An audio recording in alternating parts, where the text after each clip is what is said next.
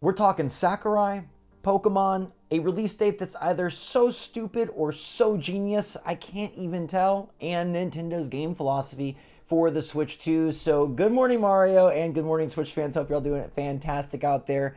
Croc was a game that I loved when I was little. One of the first PlayStation 1 games I owned. I broke the case almost instantly because that's what happened with me and my brother. We broke those CD cases, but we kept the game fresh and ready to play.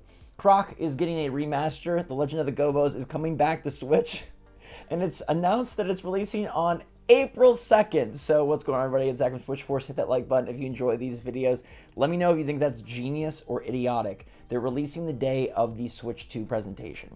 Now, on one hand, that's the dumbest release date ever because no one will care. They're going to literally announce the next Mario Kart, the next 3D Mario, deep dive into Metroid Prime 4, and highlight a bunch of third-party titles coming to a Switch portable platform. But most likely none of those games will be coming out at all on that day. This doesn't feel like a shadow drop type direct since it's going to be emphasizing the future and looking ahead to a new console. So maybe Croc coming on April 2nd is actually genius because then when you're done with the presentation, you're like, you know what? The Switch is fun. I'm so excited about Nintendo. I could play Croc because I can't play Mario Kart 9 and I can't play Metroid Prime 4. I don't know. I feel like it's going to be completely overshadowed, but maybe they thought this was like a secret piece of the puzzle that they could say, hey, you can play us on the Switch 2 Direct Day, and nothing else can even say just that. Oh, by the way, also, Hollow Knight Silksong was strangely mentioned by Xbox. They were talking about upcoming games and their partnership with different indie developers, and they mentioned Hollow Knight Silksong coming. Is this a sign that Hollow Knight Silksong is going to show up at the April 2nd Direct? I'm going to say yes. I think Hollow Knight Silksong does show up there, but alas, let's not focus in on something that is airy-fairy. How about something that is solid, concrete, brick-like, Lego-like? This whole Lego thing is in some ways going too far, and in some ways just going the logical route. Pokemon and Lego are working together, collaborating for a 2026 debut. Now, this is really interesting that they're announcing a Lego partnership 9+ months in advance, and we have yet to see even the latest Lego partnership, which is the Mario Kart one, hit store shelves. That's happening on May 15th, our favorite day. But Pokemon and Lego are merging together, and personally, they're too expensive. Like, I think this stuff is cool, and I feel better about it when Nintendo has already announced, like, a buttload of games, and then this is just like, oh, plus one. Like, hey, they've got all these cool games, they've got the Mario movie, they've got the theme park, oh, and Lego too. But when it's kind of being stuck in here as like an announcement that we're supposed to get excited about, and then next year we're going to have to pay $150 or $250 for a freaking Pikachu, I guess I'll stick with my Mega Bloks. Pokemon used to work with Mega Bloks, and those were pretty affordable. The Lego ones, not so much. I just can't believe the price of Lego stuff. Like, initially I was excited about Nintendo teaming up with Lego, and they've released some really cool sets, but as time goes on, I would probably rather have like a big Luigi than a Lego Luigi. I would probably rather have a Pokemon poster or like a giant Pokemon Scarlet cartridge than a Lego Pokemon. They kind of look derpy, and I know Lego has a long history, and I know people love their Legos, and I know you can just put it on the shelf next to your Star Wars or your pirate ship or whatever else you have from the Lego universe. If this doesn't yield a Lego Pokemon game or a Lego Nintendo Universe game, then I'm not interested. I can't be bothered to spend $200 on a Lego Ash Ketchum hat when I could put that $200 towards a Switch 2 that's going to come out this year instead of 2026. But what else is coming out in 2025 this year? Well, definitely not Sakurai's new game. I'm sure Sakurai is deep at work on a new project, and we've had some different instances where it seems like he's actually a few years deep. I would not expect to see a Smash Bros. Pop up at the Switch 2 presentation, but Sakurai seemingly watched my video yesterday.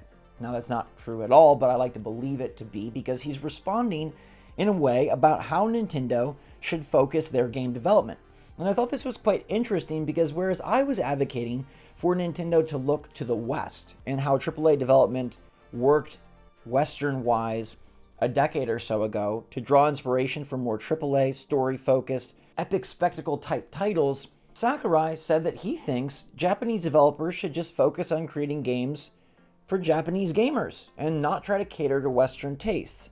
Now, I think this is more nuanced than the quote just explains. He said, "It's not really my own idea, but as an industry trend, I think Japanese people should keep pursuing the things that Japanese people like." He talks about instead of making Americanized works, he thinks that they should seek the uniqueness and fun of Japanese games. Now, this 10 years ago would have made me think, okay, they're staying very basic and they're staying much more gameplay driven, which is fine and great, and there's a lot of value there. But nowadays, I feel like it is, instead of bucking the trend of AAA and storytelling, it's bucking the trend of microtransactions and games as service, which by all means, Sakurai and Nintendo, please do just that. We do not need a bunch of microtransactions. Please do just that. We do not need games as service and battle passes and all these things in our Nintendo games, but maybe there is going to be a reversal. It seems like there are many Japanese developers that have reclaimed sort of this ground of what a AAA single-player title used to be 10 years ago, and exactly the way that I was talking about yesterday, where it's like a fun, focused, gameplay-driven, but still awesome, still story-driven, still very beautiful, still has a lot of great wow moments and set pieces. Games like Stellar Blade show that, hey, Japanese developers can make a game that feels like it's an Xbox 360 era game that is made today. So maybe that is what Sakurai is more referring to. Nonetheless, I thought this was very interesting that on the tail of me talking about how Nintendo should direct their game development philosophy and design decisions, Sakurai has a comment about it. Makes you wonder.